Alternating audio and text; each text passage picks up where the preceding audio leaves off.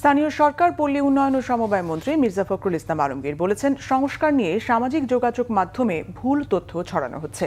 বিরোধী দল মানুষকে ভুল বোঝাচ্ছে, আন্দোলন করছে। তারা দেশকে অস্থিতিশীল করতে চায় বলেও মন্তব্য করেন তিনি।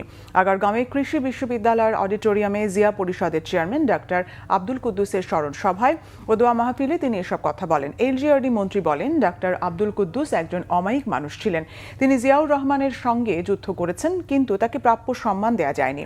মির্জা ফখরুল বলেন, আজকের সমাজ তার সমস্ত মূল্যবোধকে হারিয়ে ফেলেছে। সরকারের ভেতর যত যাচ্ছেন তিনি তত আতঙ্কিত হচ্ছেন বলে মন্তব্য করেন। সমাজের সব দিকে ছড়িয়ে আছে দুর্নীতি, অনিয়ম আর স্বজনপ্রীতি। দেশে এখন নিয়ম হয়েছে তদবির ছাড়া কোনো কাজ হবে না। এমন একটা সমাজে কিভাবে দেশ এগিয়ে যাবে, এমন প্রশ্ন রাখেন মন্ত্রী। মির্জা ফখরুল বলেন, সংস্কারে যেগুলো একমত হয়নি তাতে নোট অব ডিসেন্ট দিয়েছে বিএনপি, কিন্তু এখন বিরোধী দল অবলীলায় বলছে সব করতে হবে।